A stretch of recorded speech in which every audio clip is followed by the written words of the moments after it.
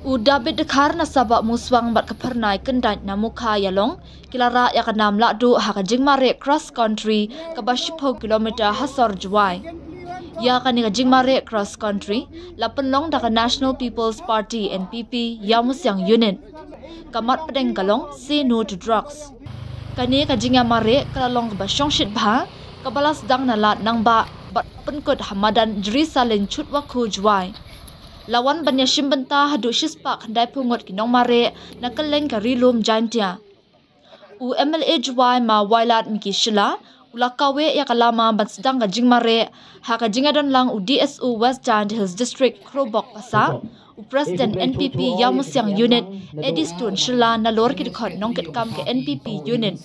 Kajing temu kani kajing mare kalong banyalap pensnutu ya kinong syong shnong ya kajing sniu udrak hak imlang salang bat ban hikaya kisamla samhoy kentei bat shenrang ban kiarna uni ujingdi buait bashisien balangom la ban lait na kajing syakum ha uken juri jong udrang uwailat miki shila ula ban juri kajing atrilang jong baro hak imlang kasalang ban yakun persya ya udrak bat ula ong bakasor karu klashim mikasien jam baharukom banyak hun ya katmadrong.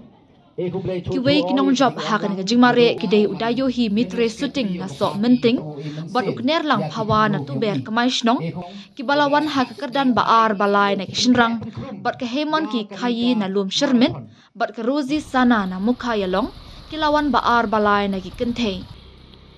Kakusnam ka bakarpang youngest participant kalalit siya ulumlang kilhoit na yaw musyang but ka oldest participant ka Romika Pertu na sok menting. Baru kinong job kila yura ya kasong pisa kablasan yang daw MLA ka juai. Dapen krek pengkrum ya kanika marathon. Ngadang mudan ni ngamempoi perkado ya kajing ya cimbenta gayong kajing chongchit yong kanika marathon ni ke step. But ngadang ni yu han pia kanika kam to gosuk ngajan daput bisir gano sedang dayang joku dedep kene han pia mandalayan tu ya bod han pia ma bon kam go ledam tip hau pelai tanga ka jingku blai go kru o ya ka yaw musyang unit ko da penman ya kanika program go job to jing chap ti go he ne bentai yoki